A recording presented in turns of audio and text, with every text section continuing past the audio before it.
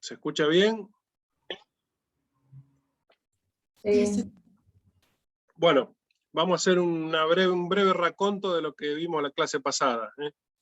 Acuérdense que teníamos dos opciones de servicio para el ovino: el servicio otoñal y el servicio primaveral.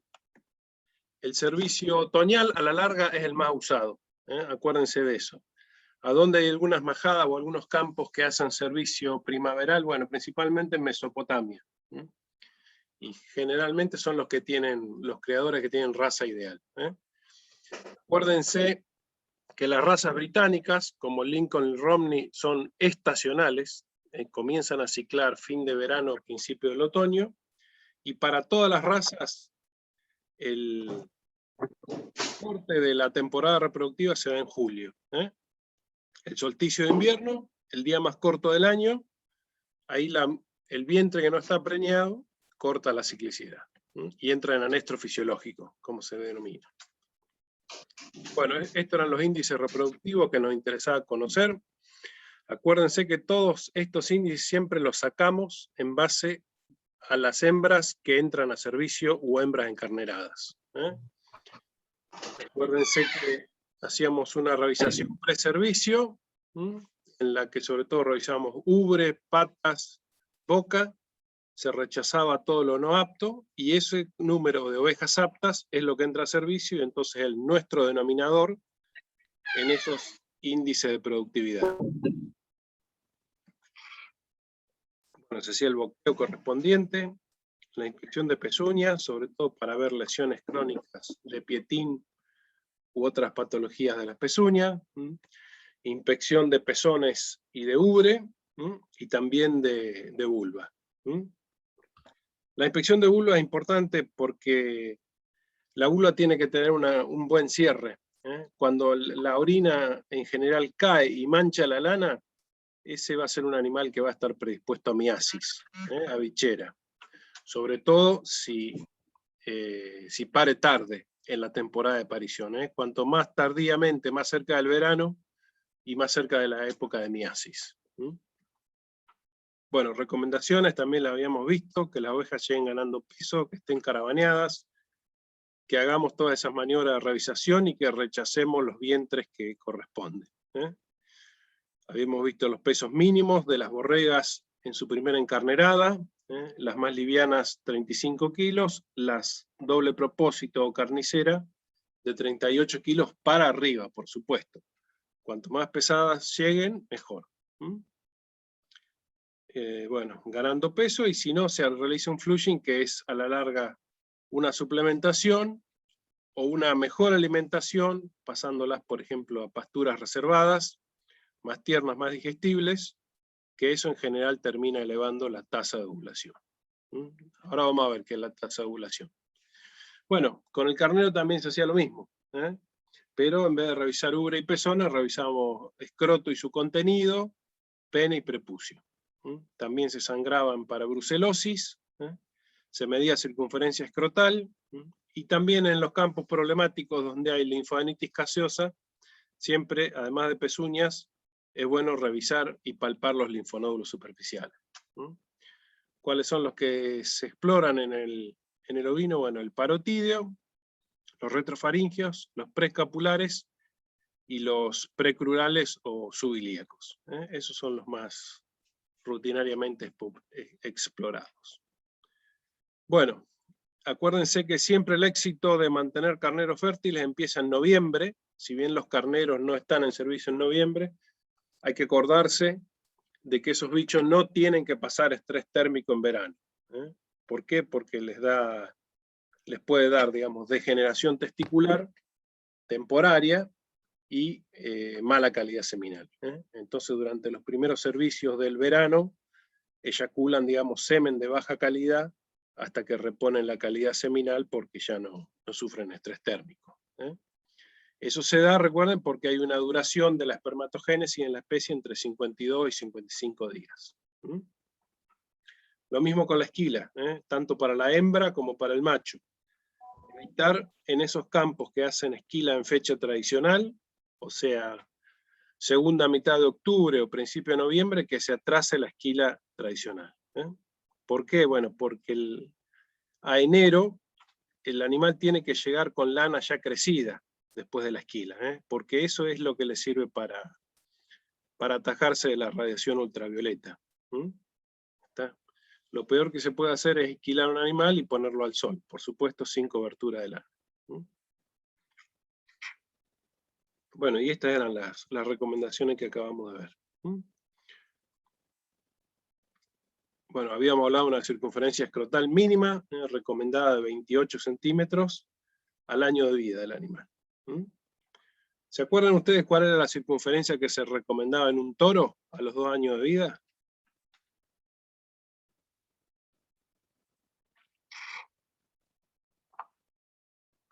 ¿Nadie se acuerda? ¿O no me escuchan? Creo que 36. Sí, es cierto, un poco menos, 34. O sea, piensen en un toro que tiene que tener 34 y al carnero ya le estamos exigiendo 28 al año. Es de alta heredabilidad la circunferencia escrotal, por eso, digamos, es un rasgo que se mejora relativamente rápido. Bueno, acá tenemos fotos de las revisaciones del escroto y de su contenido. Esperemos que algún día lo puedan ver en la parte práctica, que lo podamos hacer en la facultad. Tienen el pene desenvainado, la medición de circunferencia escrotal, la palpación de testículos y epidídimos, y en la foto de arriba a la derecha, los linfonódulos precrurales. Bueno, habíamos visto diversas patologías, prolapso de prepucio, pérdida del apéndice vermiforme, un testículo retenido, un criptórquido, y también mencionamos brucelosis. ¿Por qué es importante Brucella ovis? Porque, bueno, produce orquiopidimitis y más que nada arruina la calidad seminal. Entonces esas majadas con machos positivos es de transmisión venérea en el ovino, en general tienen bajas tasas de preñez, ¿sí? Y los carneros con una calidad seminal totalmente arruinada. Por supuesto que el macho positivo hay que descartarlo. Un problema de cálculos en un carnero, ahí tienen el apéndice totalmente necrosado, a punto de caerse. Preñan igual los carneros a pesar de haber perdido el apéndice vermiforme, y algunas patologías testiculares, abscesos, granulomas, adherencia de la túnica vaginal. Bueno, el efecto macho también habíamos visto. Acuérdense que es un efecto, digamos, que hay que hacerlo bien. Hay que separar los carneros y los retajos 40, 45 días antes del inicio de la temporada reproductiva e introducirlos de golpe. Si la oveja lo ve o lo escucha al macho, cuando lo juntemos no va a haber efecto macho, digamos. La ciclicidad que va a existir en la hembra, si hacemos mal esto, va a ser directamente una ciclicidad natural. Las ovejas que se alzan se van a estar alzando porque comenzaba su ciclicidad por fotoperíodo y no por efecto macho. Bueno, y también tenemos que tener previsto esto, que en general este porcentaje de macho que se usa es de 5 a 10 cada 100 hembras. Entonces, generalmente no todos los campos tienen disponible esa cantidad de machos como para hacer un efecto en toda la cantidad de vientres que poseen. Bueno, y este era el efecto fisiológico. Se produce a partir de la incorporación de los machos o una ovulación silenciosa, o un cuerpo de vida media más corta, cuerpo lúteo, ¿sí? Entonces, eso después se regula, siendo que el animal vuelve a su ciclicidad con el promedio de días normales. Bueno, el flushing era el aumento de la calidad nutricional, tanto en cantidad como en calidad. ¿Cuáles eran las ovejas que respondían al flushing? En realidad las que están de baja condición corporal. Esto, digamos, no es como para aplicar a toda la majada.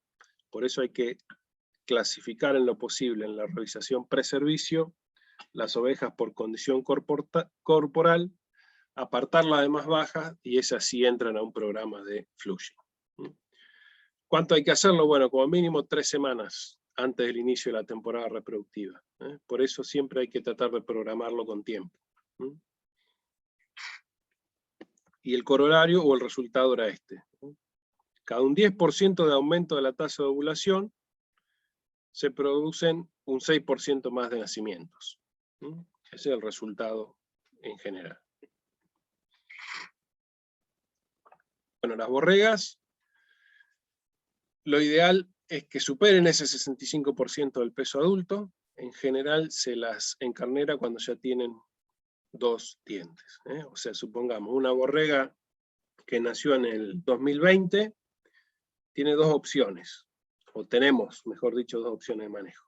Si el aumento diario es muy bueno, en su primer otoño de vida, o sea, en el otoño del 2021, se le puede dar servicio, con diente de leche, como se dice.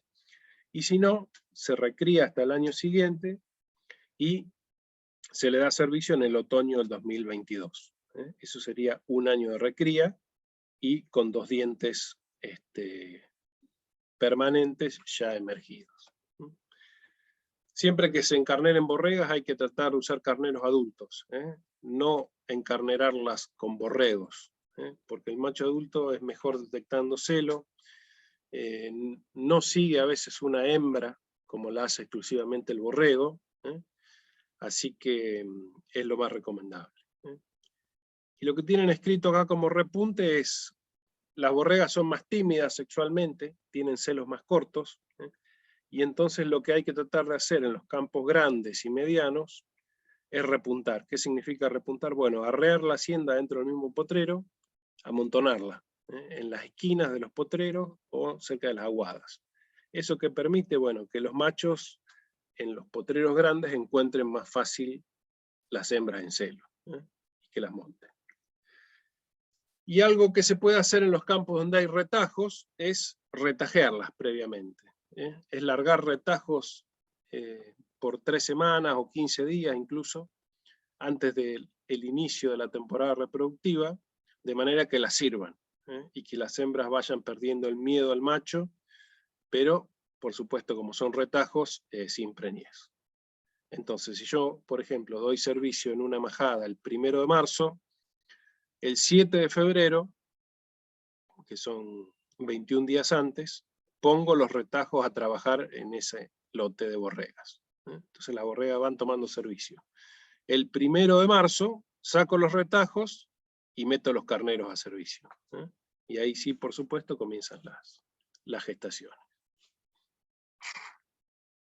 Bueno, lo mismo que decíamos antes, cómo es la ciclicidad para el caso de las distintas razas. Acuérdense que eso estaba determinado más que nada por el origen geográfico de la raza. ¿Qué tipo de ciclicidad tiene? Si corta o larga, estacional o no estacional. Bueno, ¿para qué se usaban los retajos? Para detectar celo. Las hembras tienen, digamos, un celo poco evidente, tímido, y prácticamente la única actividad que hacen las ovejas es buscar el macho, parársela enfrente, y esa es la forma en la que el macho las detecta. Cuyo fin es satisfacer de la manera más eficiente las necesidades materiales. ¿Quién está hablando por ahí?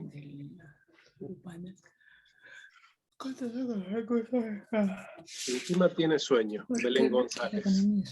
Belén. Se encarga de la historia de cómo las sociedades usan los recursos escasos para convertirlas en materiales valiosos y rentables.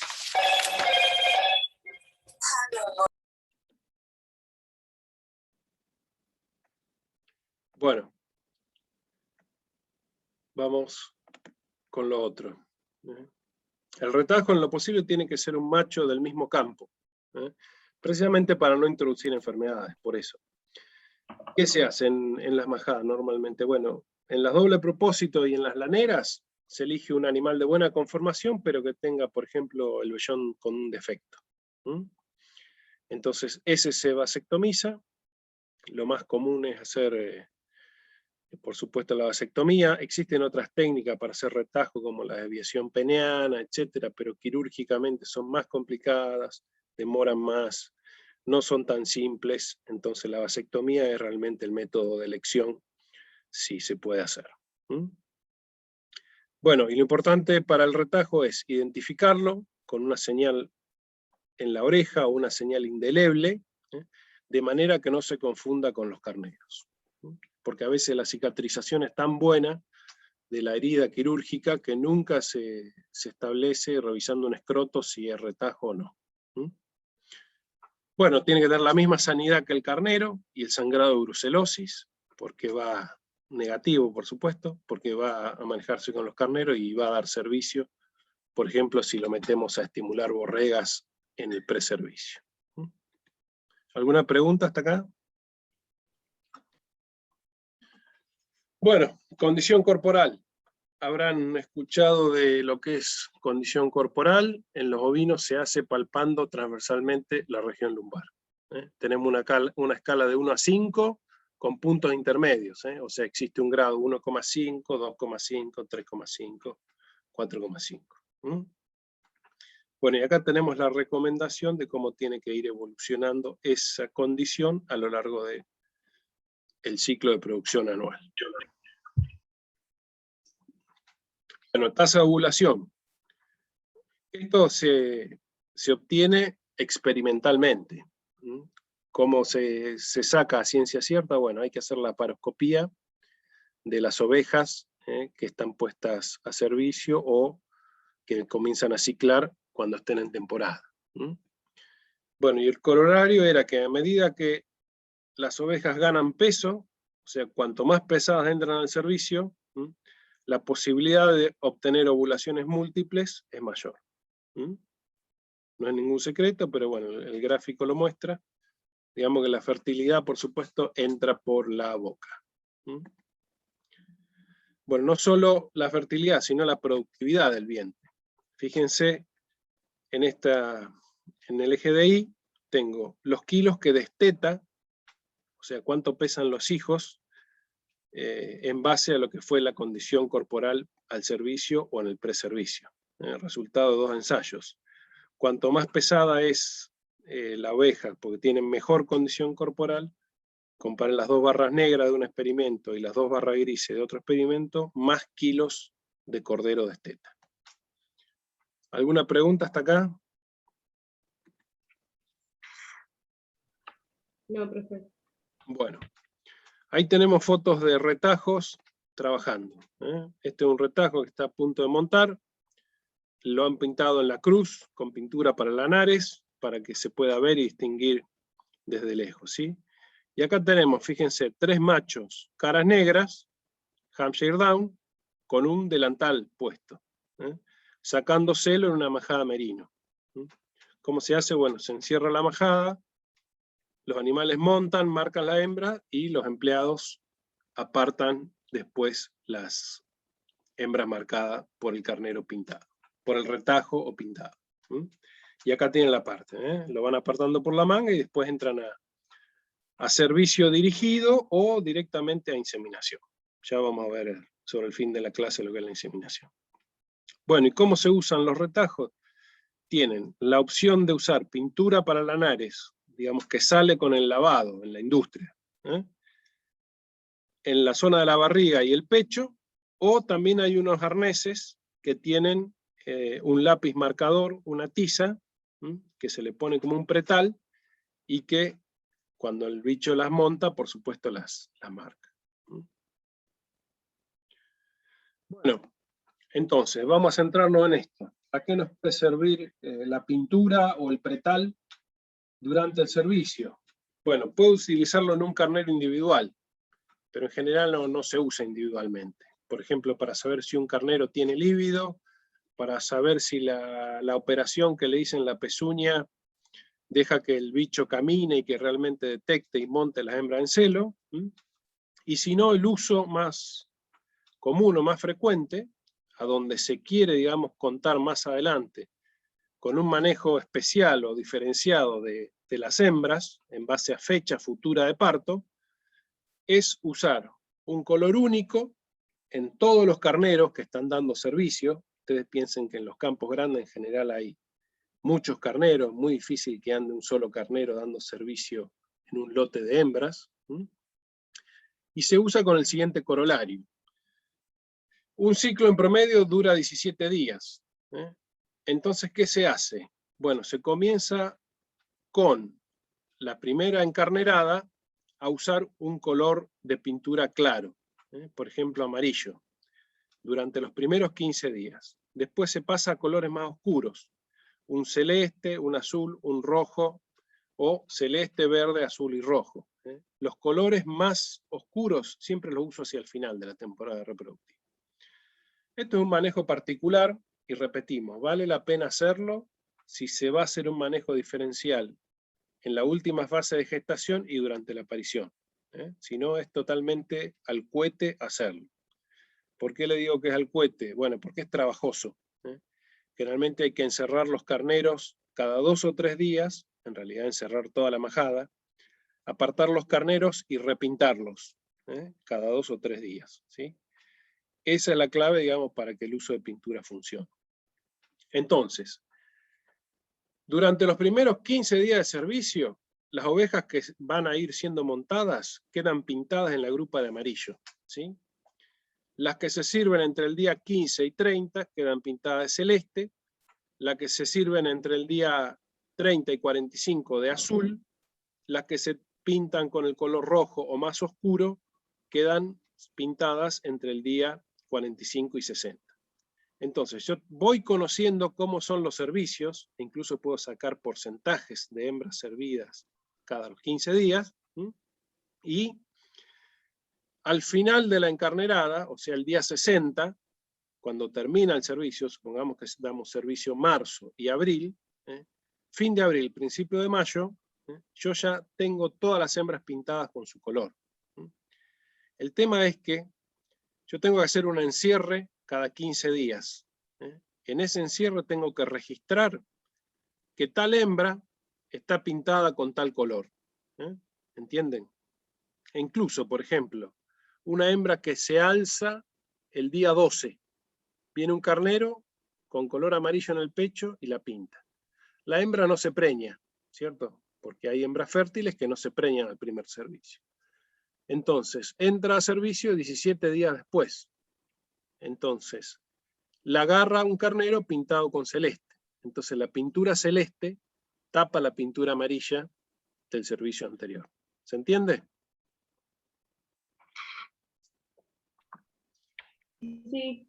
Bueno, y también tengo que tener todas esas caravanas anotadas en una tabla. De manera que yo, repito, al final del servicio pueda anotar que la oveja 1 se preñó, porque teóricamente la podemos dar por preñada después de este manejo, en los segundos 15 días de servicio. Y ahora lo vamos a ver gráficamente. Bueno, acá tiene una foto de una majada con 3 tipos de colores. Fíjense, tienen el amarillo, en estas ovejas que se ven acá abajo, en esta, en esta, en esta y en esta, color claro. Después tienen las ovejas pintadas con rojo, que son estas. Y acá tienen unas pintadas con un azul oscuro. Entonces, estas ovejas fueron las que se alzaron primero, las que recibieron servicio. Estas otras en rojo fueron las pintadas, perdón, en los segundos 15 días, y esta de azul en los terceros 15 días. Por supuesto que puede haber un cuarto color del día 45 al día 60.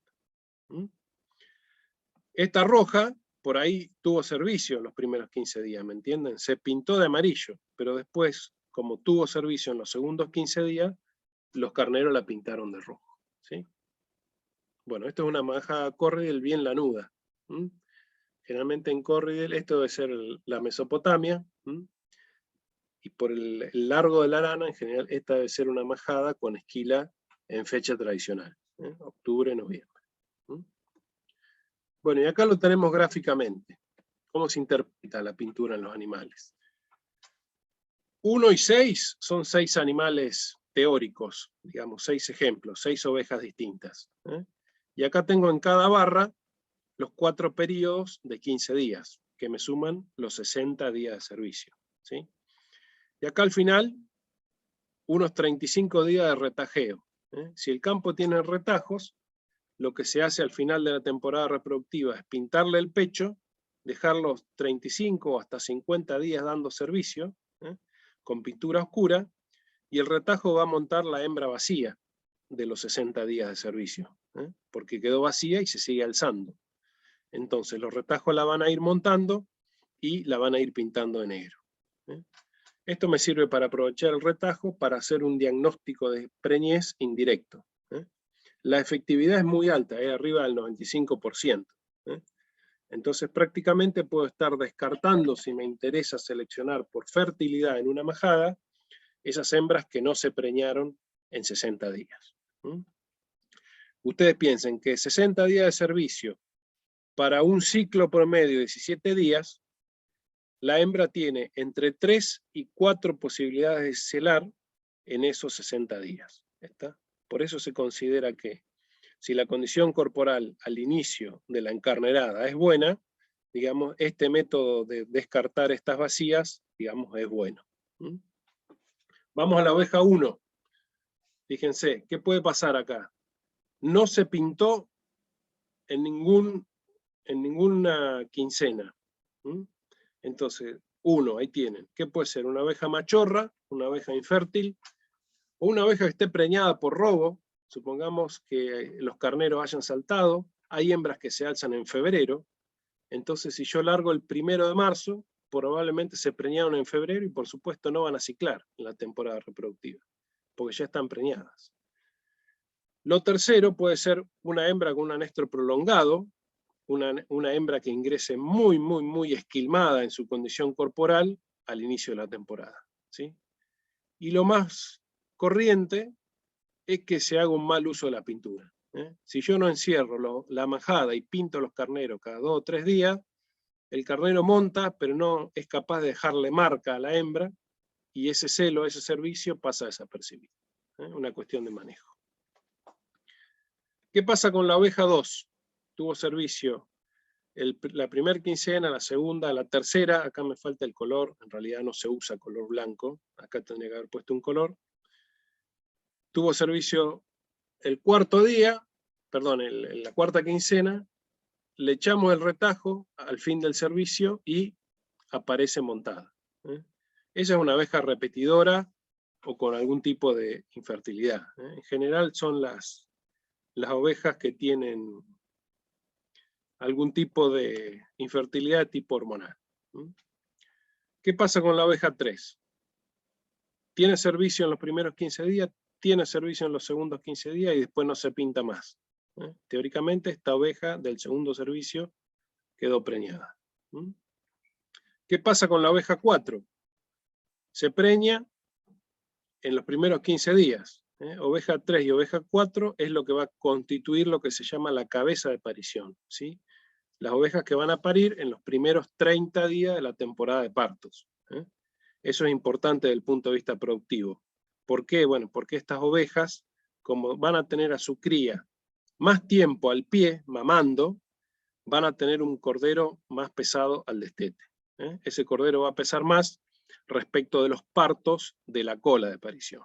Entonces, por eso es importante que las ovejas inicien el servicio con buen peso y estando cíclicas, para que yo tenga la mayor cantidad de vientres preñados acá, en los primeros 30 días de la aparición. Vamos a la oveja 5. Los 45 primeros días no tuvo servicio. ¿Puede haber estado en anestro? Sí, totalmente. Por suerte la engancharon los carneros en la última fase, la preñan y cuando le ponen el retajo no se alza. Eso es una preñez cola, porque va a parir en la cola de parición. Bueno, ¿y qué pasa con la oveja 6? Fíjense, tiene servicio, suponemos que se preñó en los primeros 15 días, porque no apareció pintada nuevamente, echamos el retajo a la majada y el carnero la pinta, el retajo la pinta, mejor dicho.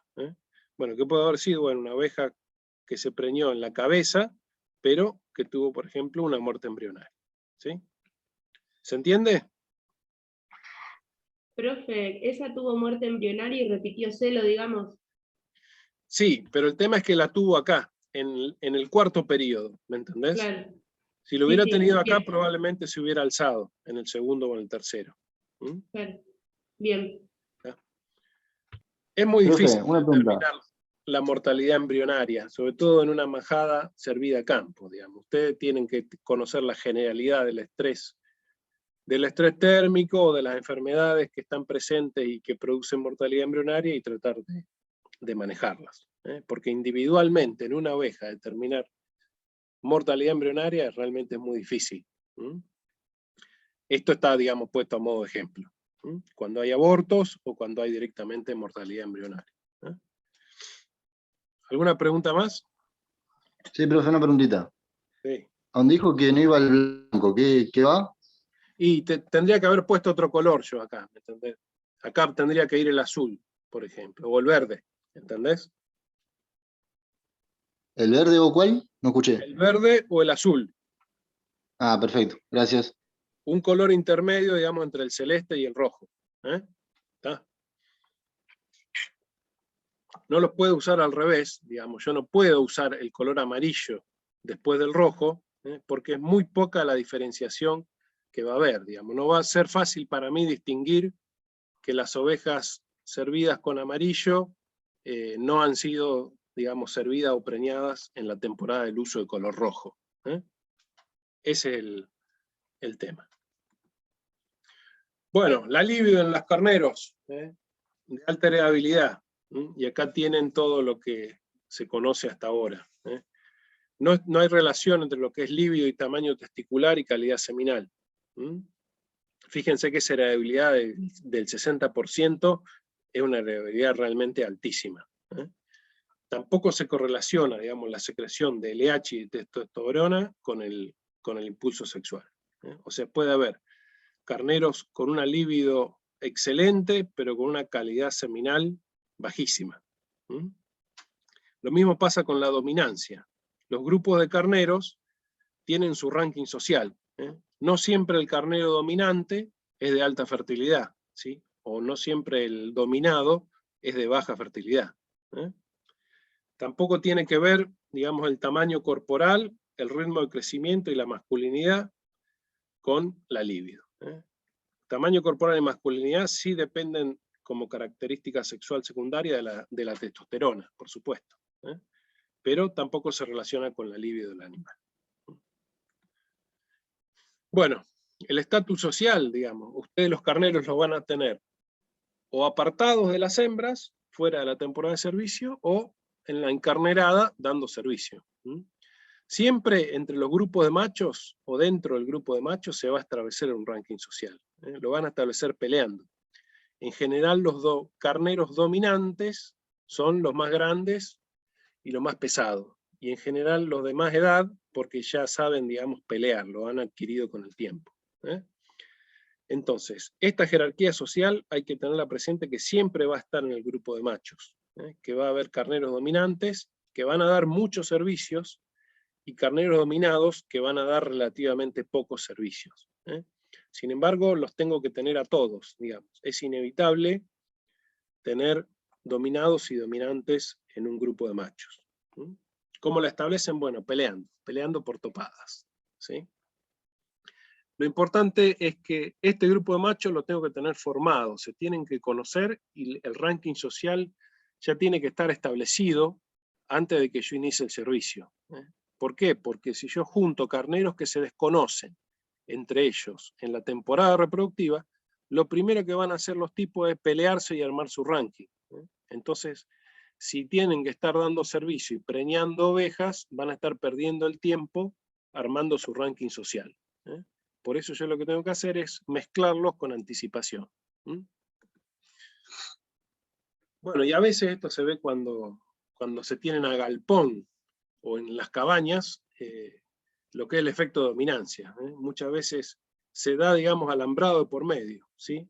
Un borrego dominado no da servicio cuando se lo pone con una hembra, si al lado, inmediatamente pegado y lo está viendo, hay un carnero dominante. Es un fuerte efecto de inhibición. Bueno, ¿cómo se usan los machos? Digamos, cuando se dice esto, en general nos estamos refiriendo al porcentaje de machos. En la Argentina, digamos, lo recomendado es usarlos al 2% en zona pampeana y mesopotámica. O sea, 2 machos cada 100 hembras encarneradas, sería eso, ¿sí? Y en Patagonia, donde el macho tiene que caminar más, por los potreros más extensos, se usan al 4%. Los lotes de borregas de primer servicio también pueden tomar servicio con un porcentaje de 3 a 4% de machos, y repetimos que sean experimentados, que ya conozcan, digamos, la detección de celo. Bueno, nos quedan 2 minutos. Se corta y nos conectamos con el mismo link. Bueno, y en planteos intensivos, por ejemplo, en un pastoreo boacén o rotativo intensivo, se pueden usar incluso 1% de machos. ¿Está? Bueno, y acá tienen el resultado. Con este porcentaje de machos se obtiene de un 80 a un 95% de hembras servidas. Eso, bueno, es así porque, piensen, en un rotativo, una pequeña superficie de pastoreo con abundancia de pasto, el carnero prácticamente no tiene que caminar mucho ni andar mucho detectando hembras en celo. Bueno, esto es lo ideal de un carnero, que solamente, digamos, no esté revisado, que tenga su aptitud clínico-reproductiva, sino que tenga por detrás una evaluación genética, una evaluación sanitaria, un plan sanitario como debe ser, y buena sanidad. Bueno, la recomendación para que armemos ese ranking es de mezclar los 20 días antes. En febrero, si yo voy a dar servicio en marzo, tengo que tener ya el lote armado con su dominancia y sus dominados. Si estoy en un programa de mejoramiento genético, siempre los mejores animales, desde el punto de vista genético, lo voy a tener que cruzar con las mejores hembras, ¿sí? No vale la pena en una hembra general, que no produce mucho o con algunos efectos laneros, encarnerarla con el mejor macho de la majada. Ahí tengo que sectorizar por la calidad de hembra y encarnerar siempre lo mejor con lo mejor. Por supuesto, los machos que sirven a las peores hembras también tienen que ser buenos, pero nuestro mejor macho, acuérdense, o machos con los mejores lotes de hembras, ¿sí? Y si se tienen varios lotes de hembras, siempre hay que registrar.